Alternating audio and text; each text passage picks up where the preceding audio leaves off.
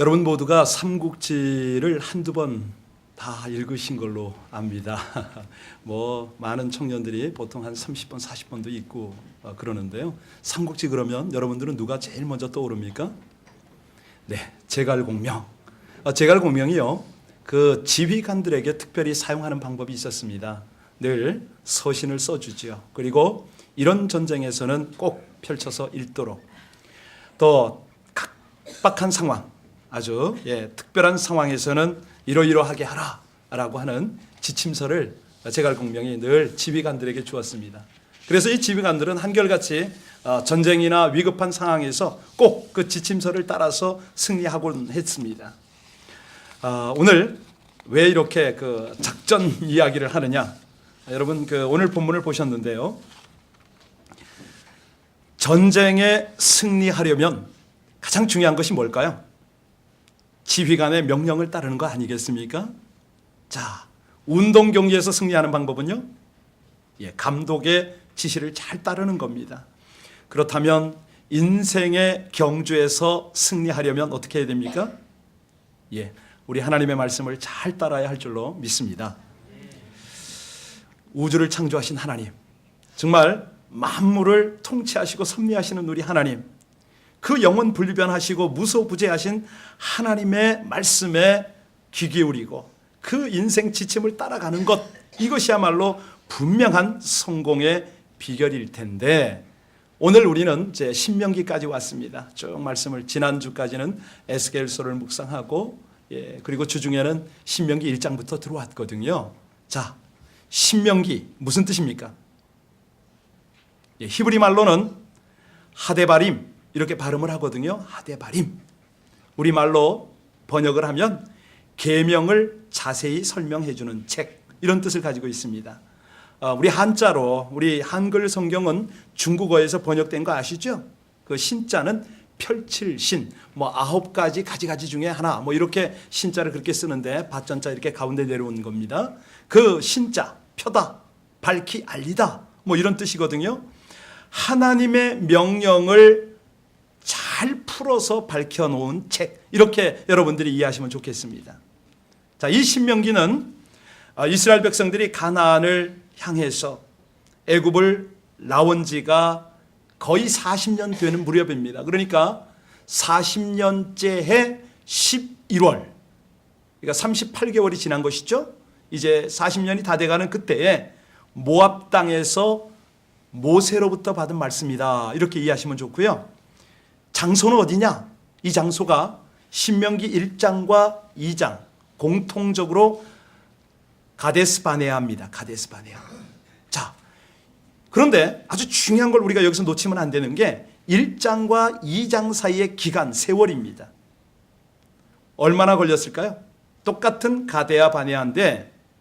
가데스바네아인데 여기 무려 38년의 세월이 흘렀습니다.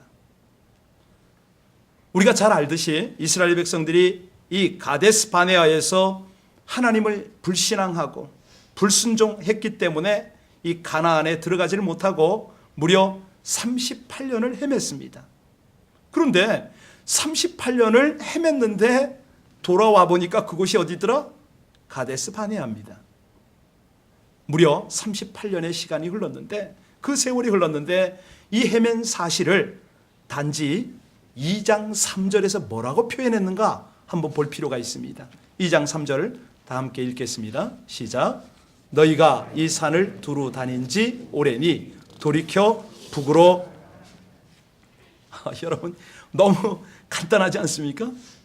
우리가 볼 때는 38년이면 세대가 흘러갔는데 본문의 표현은 그 자리를 빙빙 돌았다는 것입니다. 38년 동안 한 발자국도 못 나가고. 왜? 하나님께 불순종했기 때문에. 아무리 앞을 향해서 열심히 가도 결국은 제자리로 돌아오게 되었다. 여러분, 참 이런 구절들을 읽으면서 우리는 이 하나님의 계시 앞에 어떻게 깨달음을 얻고 반응을 해야 될 것인가? 2장 7절 한번 볼까요? 2장 7절 자세히 보시기 바랍니다. 자, 시작. 네, 하나님 여호와께서 내가 하는 모든 일에 내게 복을 주시고 내가 이 큰 광야에 두루 다님을 알고 내 하나님 여호와께서 이 40년 동안을 너와 함께 하셨으므로 내게 부족함이, 여러분과 제가 이 38년의 기간을 어떤 상상을 하든지 간에 하나님의 마음, 하나님의 관점이 7절에 묘사가 되어 있습니다. 여기 두루 행함을 알았다라고 표현했지 않습니까? 이 알았다, 워치는요, 하나님께서 그들이 방황하는 것을 다 보고 계셨다, 이런 의미로 이해하셔야 합니다. 혹시 잘못 가지는 않는지, 혹시 누가 다치지는 않는지 하나님께서 일일이 관찰하시고 인도하신다, 이런 말입니다. 여러분, 이스라엘 백성들에게 부족함이 있었다 없었다? 예, 먹을 것이 부족하면 하늘로부터 먹을 것을 공급해 주시고, 마실 것이 부족할 때는 바위로부터 마실 것을 하나님께서 챙겨주셨습니다. 우리 하나님이 그들의 불순종 때문에 40년 동안 벌을 주시면서도 또 다른 복도 더불어 주신 것, 이것을 오늘 모세가 우리로 깨닫기를 원하는 것입니다. 자녀를 기르면서요, 자식이 가끔 잘못하면 부모가 체벌할 때가 있지요. 벌 주거나 체벌을 하면 자식들이 웁니다. 그리고 자기 방에 문을 닫고 들어가서 밥도 먹지 않을 때가 있어요. 그러면 부모는 자녀가 제대로 있는지 살펴보고 또 먹을 만한 음식도 문 안으로 살짝 넣어줍니다. 자녀를 때렸지만 마음이 상한 것은 부모거든요. 우리 하나님께서 이 이스라엘의 불신앙을 권징하면서도 이와 같이 복을 주셨다는 것이에요. 함께 공급해 주셨어요. 하나님의 자비지요. 우리 하나님이 벌 주시는 가운데도 복 주시는 자비로운 하나님이다, 이것이 성경에 녹아 있는데, 자, 그렇다면 우리의 현실 한번 살펴보겠습니다. 우리의 이민 생활이 과연 만만한가? 자바시장에 가끔 신방을 가서 그분들에게 여쭤봅니다. 옷 파는데 좀 돈벌이가 되십니까? 그러면 제가 깜짝 놀랐어요. 한 벌을 파는데 쩐뛰기를 한다고 표현하시더라고요. 1불이 안 남는다는 거예요. 햄버거를 열심히 만들어 팔아도 1불이 채 남지 않는다고 말씀을 합니다. 옷 만들고 청소하고 페인트하고 결코 쉬운 일이 아닙니다. 마치 이스라엘 백성들의 광야와도 같은데, 문제는 이렇게 사는 것을 우리 하나님이 아시는데도 불구하고, 하나님이 복을 주신다는데도 불구하고 나는 아닌 것 같다, 나에게는 그거 아닌 것 같은데요, 이런 느낌이 들 수가 있습니다. 마치 광야를 헤매는 이스라엘 백성처럼 이 가나안에 가기가 도무지 불가능해 보이는 그런 상황일 수가 있습니다. 하나님께서는 분명히 불가능을 정복하고 하나님이 주신 비전을 향해서 나가라, 하나님이 주신 복을 누려라, 뭐 이렇게 말씀하시는데 우리하고는 거리가 먼 것처럼 느껴질 때가 있습니다. 그러면 여기 오늘 본문의 배경을 조금 더 살피기를 원하는데요, 이스라엘이 홍해를 건넜습니다. 광야를 지났습니다. 그리고 가나안에 들어가는 것, 그 목전 앞에서 40년이 걸려도 들어갈 수 없었던 땅을 지금 바라보고 있습니다. 근데 중요한 것이 있어요. 여기서 저와 여러분이 하나님의 마음을 한 번쯤은 이해하고 그 마음속으로 우리가 좀 접근하기를 원하는데, 우리 하나님께서 얼마나 신경 쓰고 계시는지 아세요? 저는 집안 식구, 내 식구인데도 얼마나 힘들어. 함께 가기가 보통 어려운 게 아니에요. 뭐 예를 들어서 돈도, 경제적인 문제도 그렇고, 뭐 집안 사정도 그렇고, 심지어는 가끔 가다가 누가 아프기라도 하면 병원에 가야 되고, 이게 보통 신경 쓰이는 게 아니에요. 그런데 우리 하나님은 장정만 60만 명입니다. 전체 인구 200만 정도의 하나님의 백성들을 인솔하고 광야를 가셔야 하니, 이 하나님의 마음을 어떻게 우리가 짐작을 하고 헤아리고 이해를 해드릴 수가 있을까? 우리 하나님만큼 힘들고 어려울 수가 있을까? 여러분, 하나님께서 이스라엘 백성들을 지금 가나안으로 인도하십니다. 그런데 신명기 1장에 보면 아주 험악한 험준한 아모리 산지로 들어가라, 이렇게 말씀하셨더랬어요. 그때 이 백성들이 막 불평을 하죠. 그런데 이제 2장에 오니까 이번에는 에돔과 암몬과 모압의 경계선을 따라가라, 이 말씀을 하시죠. 우리 1절부터 한번 좀 쭉 보시기 바랍니다. 1절, 2절, 3절을 2절, 3절, 3절까지 쭉 비치면 그런 하나님의 지시가 나옵니다. 이 내용은 조금 더 편안한 길을 하나님이 지금 지시하고 계십니다. 그런데 문제가 하나 있어요. 여기 에돔과 암몬과 모압 사람들과는 다투지 말라 이 말씀을 하세요. 땅을 빼앗으려고도 하지 말고 괴롭게 하지도 말라. 그리고 이 땅들을 지나가게 되면 아모리 왕 시혼과 바산 왕 옥이 대적할 건데 그때는 그들을 정복하고 대적해서 그들을 무찔러라 이렇게 말씀을 하세요. 여러분 이 내용을 가만히 보면요, 저는 이제 본문을 묵상하면서 그런 생각을 했습니다. 오 하나님, 그렇군요. 이스라엘 백성들이 불순종에도 불구하고 그 38년의 광야 생활 동안은 하나님과의 관계, 그의 가족과의 관계, 동족과의 관계를 하나님이 만지셨어요. 맞아요. 그걸 다듬으시고 그들을 영적으로 성숙하게 하셨군요. 그런데 이제 가나안에 들어갈 때는 하나님께서 이제 이방 나라들과 타인종들과의 관계를 하나님께서 지금 지도하고 계신다, 이런 것이 느껴지더라고요. 분명히 우리에게 알려주시는 것은 정복할 대상이 있다는 것입니다. 싸울 대상이 있다는 것이고요, 또 싸우지 말아야 할 대상이 있다는 것을 우리에게 아주 구체적으로 지금 지시하고 계세요. 우리 하나님께서 택한 백성과 믿지 않는 백성들, 그들이 상호 연관이 되어져서 하나님의 역사를 이루어가기 때문에 하나님께서 그걸 우리에게 깨닫게 하십니다. 우리 하나님은요, 하나님의 백성들을 통해서만 역사를 진행하시느냐? 절대 그렇지 않습니다. 물론 하나님의 백성들에게 베푸시는 은혜가, 특별한 은혜가 있어요. 예를 들어서 예수 그리스도를 영접하게 하고 구원받게 하고 천국까지 이르게 하는 그런 특별한 은혜가 있지만, 일반적인 은혜는 믿든 안 믿든 다 골고루 부어주십니다. 가령 세상에서 가장 비싼 것, 돈으로 도저히 살 수 없는 것, 이런 것들은 모두를 거저 주셔요. 안 믿는 백성들에게도 그냥 주세요. 근데 사람들이 그 은혜를 모르죠. 여러분, 공기 돈 받고 팔 수 있습니까? 아니, 물도 사람들이 이제는 뭐 상품화해서 그렇지, 물도 하나님이 거저 주셨습니다. 햇빛 말할 것도 없습니다. 온 자연 그렇게 하나님이 거저 주시지 않습니까? 자, 왜 그러시느냐? 하나님은요, 믿든 안 믿든 이 역사를 진행하실 때는 하나님의 은혜 속에서 함께 역사가 이루어지기를 하나님이 그렇게 원하시기 때문이죠. 그런데 그의 백성들이 이 땅에서 살아가는 지혜는 뭐냐면 6절 한번 잘 보시기 바랍니다. 그럼에도 불구하고 줄 것 주고, 한번 같이 6절 읽겠습니다. 시작. 너희는 돈으로 그들에게서 양식을 사서 먹고 돈으로 그들에게서 물을 사서 남의 것을 빼앗아서 공짜로 취하지 말라는 것입니다. 정당한 값을 치르고 취하라. 우리 믿는 사람들은요, 자기 유익만을 챙기기 위해서 다른 사람에게 손해를 끼쳐서는 안 된다, 이 말씀을 하고 계세요. 왜 이런 말씀을 하실까요? 여러분 잘 아시는 대로 중국이 그 중일 전쟁 때 두 지도자가 연합을 해서 일본을 항거했습니다. 그때 그 두 지도자가 누군지 아시죠? 한 사람은 장개석이고 한 사람은 모택동입니다. 장개석은 어느 노선입니까? 자유민주주의 노선이고 모택동은요, 공산주의 노선이죠.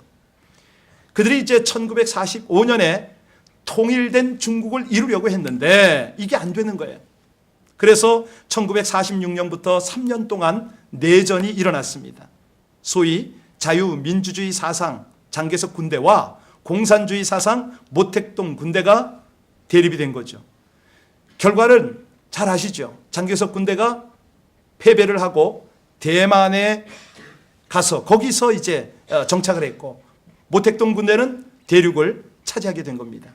근데 중요한 것은 어떻게 모택동 군대가 승리를 하고 장개석이 졌느냐, 이것이죠. 모택동의 지시는 한결같습니다. 그가 이 대장정이라고요, 중국 그 대륙을 전체 장정을 했거든요. 그때 부하들에게 지침이 있었습니다. 전쟁 중에도 그랬고요. 그 지침이 뭐냐면, 너희는 어느 지역을 가든지 민폐를 끼치지 말아라. 절대로 여자를 겁탈하면 안 되고 양식을 빼앗으면 안 된다. 사람을 괴롭히지 말고 그저 도와주고 조용히 주는 것만 먹고 지나가라, 이 명령을 내린 겁니다. 실제로 민폐 끼치는 그런 군인이 있으면 엄벌에 처했거든요. 그런데 장개석 군대는 어쨌습니까?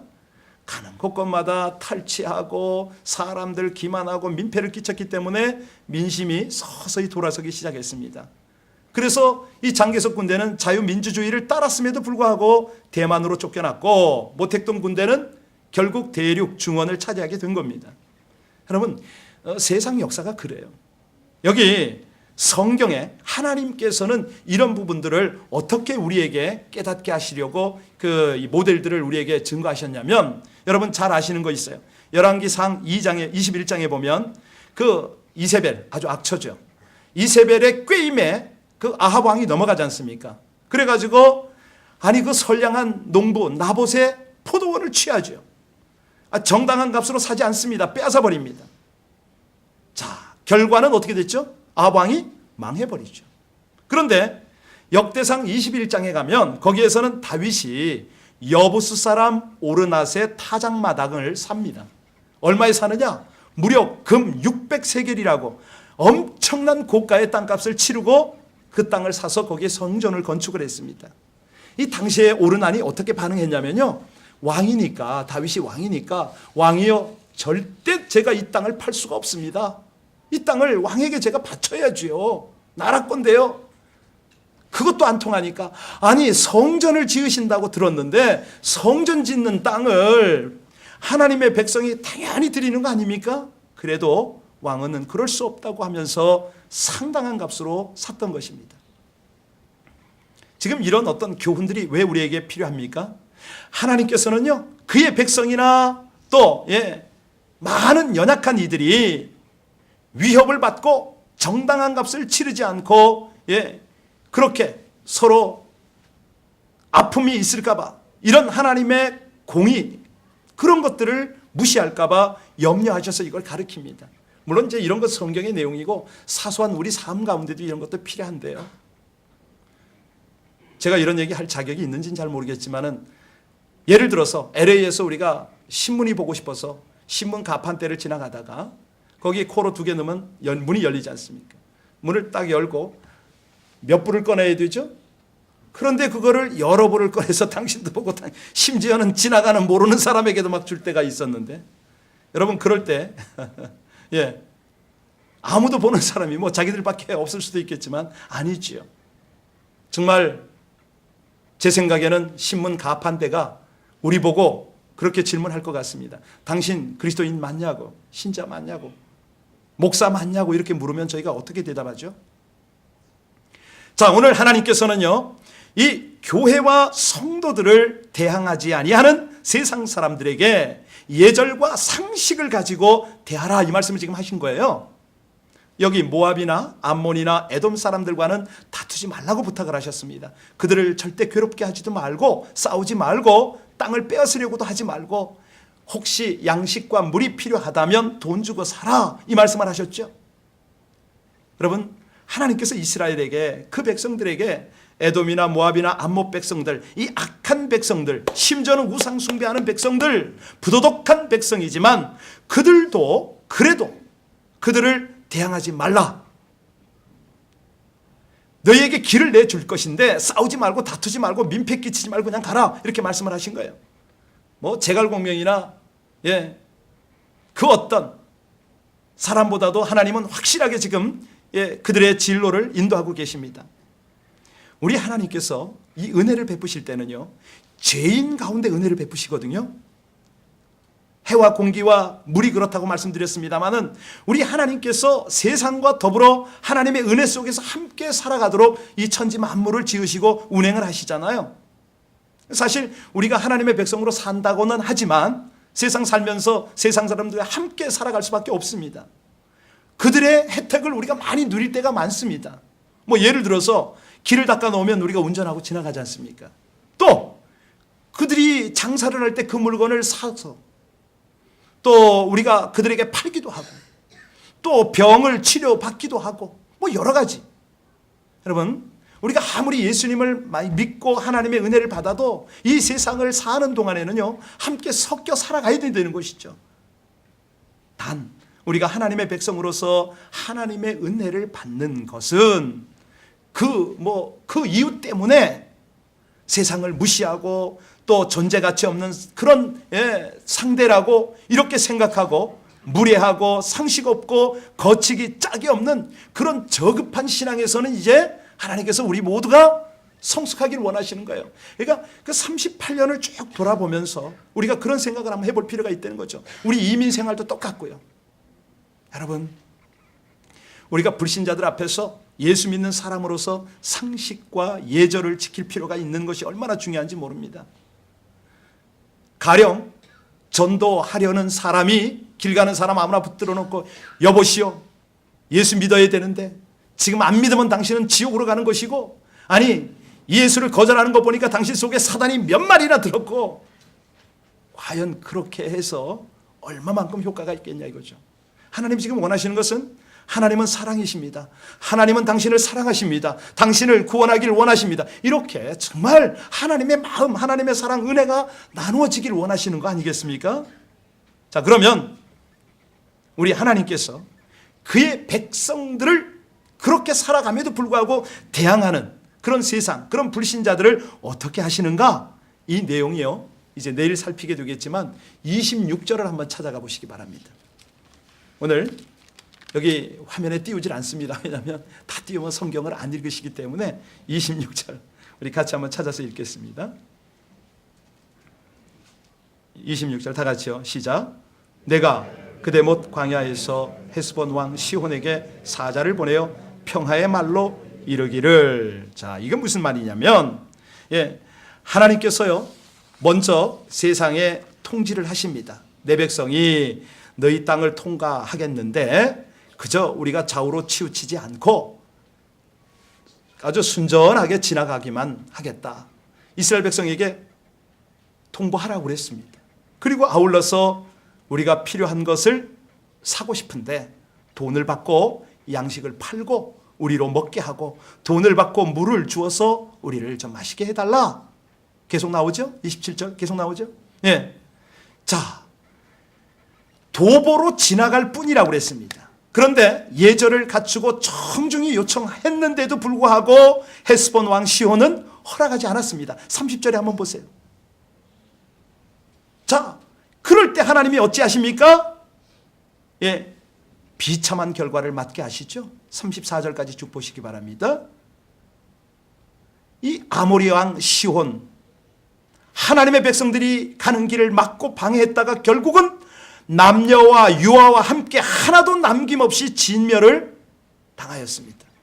바산 왕 옥도 3장 1절에 보면 그렇게 되어 있습니다. 여러분, 중요한 것은요, 하나님의 백성들을 대적하는 것은 하나님께서 책임지신다는 겁니다. 하나님이 하신다는, 그건 우리에게 달린 것이 아닙니다. 하나님이 행하신다는 것이죠. 그러니까 여기에서 중요한 것은 하나님의 마음을 아는 것인데요, 또 그런 사람, 어떤 사람은 또 그럽니다. 그렇게 은혜가 풍성하고 사랑이 많으신 분이 어떻게 남녀 유아까지 다 죽일 수가 있습니까? 여러분 절대 모르셔서 하시는 말씀, 그 말씀은 새벽 기도에 오시면 자세히 풀어드리겠습니다.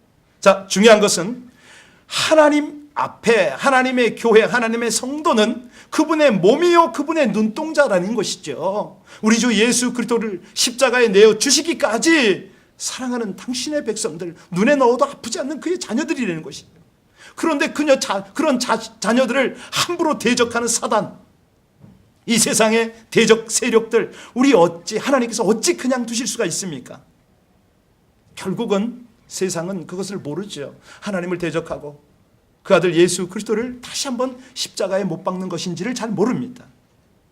자, 그럴 때 우리 하나님께서 어찌하시는가? 우리가 어떻게 하기를 원하시는가? 여러분, 우리 가운데는요, 이 사회가, 저 세상, 하나님을 모르는 세상, 아니 성도 중에도 하나님의 마음을 헤아리지 못하는 아직도 어린 이런 성도들을 더 이상 하나님을 대적하지 않도록, 하나님의 교회를 대적하지 않도록 우리 모두는 기도해 주어야 할 줄로 믿습니다. 이 중보가 너무너무 중요한 거죠.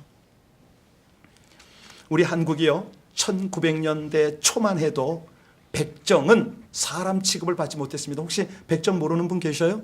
다 아시죠? 예. 상민들에게 존댓말을 해야 됐고요. 이제 상업하는 그 아시죠? 그때는 농공상 뭐 이래가지고 직업의 귀천이 있었습니다. 자, 일반인들이 사는 곳에는 함께 살 수가 없었습니다. 혹 가끔 가다가 평민들이 사는 마을 앞을 지나갈 때는요, 허리를 45도 이상 숙여야 합니다. 그리고 종종걸음으로 빨리 지나가야 됩니다. 이것이 백정들의 삶이었습니다. 심지어는 죽어도 상여를 탈 수가 없습니다. 그래서 나무 널빤지 조각에 시신을 실어다가 갖다가 매장을 했습니다. 한마디로 일생을 조롱과 학대 속에서 살았습니다.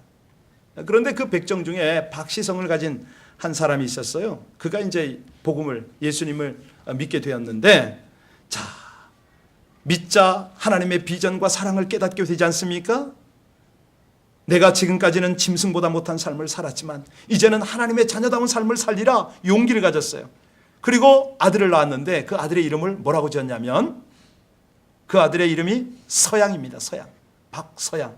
왜 그랬냐면, 서양 선교사들에게 복음을 듣고 그 나라 이야기를 들었더니 거기는 빈부귀천이 없다는 거죠. 사람 차별이 없고 평등하니까 우리 아이를 통해서 이 나라도, 우리 백정도 평등하기를 소원하는 마음으로 박서양이 이렇게 지었습니다. 그리고 날마다 기도합니다. 하나님, 지금 이런 신세로 살고 있지만 내 자녀에게는 축복하셔서 저들 세대에 사회에서 인정받고 큰일 감당하는 그런 하나님의 역사의 일꾼이 되게 하옵소서 기도를 했는데, 결국 1908년 6월에 우리나라 첫 번째 의과대학 졸업식에서 이 서양이가 졸업을 했습니다. 한국 최초의 의사가, 한국인 최초의 의사가 된 거죠. 그런데 그의 딸이 있어요. 이 박씨. 그분의 딸이 이화학당에 다녔거든요. 그리고 졸업식을 할 때가 되었는데 이 딸이 졸업사를 한 거예요. 그 강당에 한 2,000명이 모였는데 그 앞에서 졸업 답사를 하다가 그 강당이 눈물바다가 된 거 아닙니까? 나는 사람들이 백정이라고 부르는 그 백정 딸입니다. 그 딸로 내가 이곳까지 와서 이렇게 공부하게 된 것, 얼마나 많은 공부에 방해를 받고 상대들이 인정하지 않고 항상 비웃음을 당했는데, 오직 하나님 믿고 꿋꿋이 공부했을 때 하나님께서 나를 이 영광스러운 자리에 세우셨습니다. 짐승보다 못한 취급을 받는 백정 아버지가 자식을 위해서 그렇게 기도했더니 이 영광스러운 일이 벌어졌습니다 하니까 그 강당 안이 온통 눈물 도가니가 된 거죠. 여러분, 지금 오늘 우리는 이 정복할 비전에 대한 도전을 받고 있습니다. 이스라엘 백성들은요, 하나님께서 주신 비전을 품고 있었어요. 이 젖과 꿀이 흐르는 가나안 땅을 정복하는 것이 비전이었는데 그 어떤 것과도 바꿀 수 없는 소중한 비전이었죠. 족장시대를 거쳐오면서, 족장시대가 400년이 넘습니다. 애굽에서 430년 동안 종살이하면서 지금 또 40년이 지나는 이 광야를 지나면서 하나님의 마음을 하나하나 깨달아가고 그 하나님 안에서 훈련을 받고 거기서부터 받은 비전이에요. 그래서 이 비전을 정복해야만 했습니다. 하나님의 지시, 하나님의 뜻을 살피고 순종하는 것이 결정적인 승리의 비결임을 이제는 깨달았어요. 알았어요. 그래서 하나님이 주신 그 명령, 바로 이 말씀을 통해서 인도를 받고 순종을 해 나갑니다. 그렇다면 여러분과 저는 과연 정복할 비전이 있는가? 하나님께서 우리에게 주신 그 목적이 좀 분명한가? 넘어야 할 산은 있는가? 건너야 할 애굽 그 홍해나 요단강은 있는가? 여러분, 이거 너무너무 중요한 거 아니겠습니까? 가을이라 지금 오고 결실이 있습니다. 그럴 때 과연 우리에게는 어떤 내 삶의 결실이 있을 것인가 한번 생각해 보십니까? 내일은 우리 안건영 집사님, 안하숙 집사님 어머니 장례 예배가 있겠지만 참 제가 그분을 마지막 임종을 지키면서 너무너무 하나님께 감사했습니다. 오후 2시에 제가 평소처럼 그냥 신방을 갔어요. 그때 느낌이 좀 있었는데 오후 6시가 넘어서 안 집사님의 전화를 받고 다시 갔습니다. 근데 놀라운 것은요, 정말 기가 막혔어요. 딱 갔는데, 병실에 들어갔는데 의사가 와서 손가락 끝에다가 저걸 체크를 하고 있더라고요. 이 노란 막대 그래프가 줄어가지고 거의 아주 미미해요. 그때 찬송을 하고 있었습니다. 저는 그에게 안수를 하고 기도를 하고 있었어요. 한참 기도를 하고 한참 찬양을 하는데 시간이 얼마나 가고 있었죠. 갑자기 의사의 진단이 이제 숨이 멈춥니다 라고 그러더라고요. 여러분 한번 생각해 보세요. 목사가 임종을 지키는 것은 흔하지 않습니다. 근데 너무너무 감사한 것이 말씀을 선포하고 찬송을 하고 기도를 하는 중에 하나님 품에 간 거예요. 솔직히 저도 부럽습니다. 제가 그걸 하지만 정말 감사하다. 은혜구나. 은혜로다. 여러분 우리 하나님이 주시는 은혜는 다양하죠. 하나님이 영원한 천국 본향 가나안으로 그의 백성을 인도하는 방법도 다양합니다. 우리의 삶이 한 번뿐인데요. 하나님이 가장 우리에게 원하시는 것이 뭘까요? 정말 우리는 거창한 비전이다, 정복해야 된다 이런 설교 제목을 가지고 지금 말씀을 듣지만 우리 하나님이 가장 우리에게 원하시는 게 뭘까요? 여러분 하나님이요 정말 정복해야 할 것은 우리 속사람 하나님 안에서의 우리 자신인 줄로 믿으시길 바랍니다. 그걸 원하세요. 그 광야를 인도하시고 여러 과정을 통해서 이 백성들을 그렇게 하나님과의 친밀한 교제로 이끌어 가시는 거죠. 예. 정말 우리가 잡아야 할 비전은 하나님이거든요. 하나님을 알아야죠. 그 하나님을 지식으로 아는 것 말고 경험으로 알아야죠. 그러면 하나님의 마음이 우리 길 앞에 열리는 것입니다. 여러분 늘 하나님의 말씀을 묵상하시고 청종하시기를 주의 이름으로 축복합니다. 예, 그럴 때 내 비전 말고 하나님이 여시는 비전이 우리 앞에 열리고요. 예, 정말 하나님께서 우리가 닮도록 그렇게 권면하는 하나님의 사람들을 우리가 만날 수가 있습니다. 성경이 바로 그런 거 아닙니까? 우리는 어렵다고 생각할 수가 있어요. 내가 직면한 문제가 너무 크다고 이걸 도저히 해결할 수 없다고 무슨 비전이냐고 그렇게 생각할 수가 있어요. 그런데 그 문제를 해결한 사람에게는 더 이상 그 문제는 어렵지가 않습니다. 그래서 성경 안에는 많은 우리가 배우고 또 도전받아야 할 많은 인물들이 여기 있습니다. 여러분 생각해 보세요. 하나님의 비전이 하나님의 땅이 우리 앞에 있지 않습니까? 이게 다예요 다. 네. 그 하나님의 비전과 뜻을 지금도 변함없이 하나님은 섭리하시고 역사하세요. 성경에서는 불가능한 일들이 다 이루어진 것을 기록했습니다. 여러분 하나님이 그 일을 지금 우리를 통해서 이루고 싶어 하세요. 네. 우리가 하나님 안에서 꿈꾸고 그 비전의 땅을 정복하기로 마음을 먹었으면 그 땅만을 보는 거예요. 하나님의 비전을 보기를 원한다면 하나님만을 보는 것이죠. 하나님이 주신 그것이 있다면 그 비전만을 보는 것이죠. 더 이상 떠나온 애굽을 뒤돌아보아야 아무 소용이 없습니다. 여러분 비전에 집중하시길 바랍니다. 좌우로 치우치지 마시길 바랍니다. 우리를 방해하지 않는 세력이 있다면 그냥 지나치시기 바랍니다. 그냥 블레싱 해주세요. 우리를 대적하는 사람이 있습니까? 하나님께 맡기세요.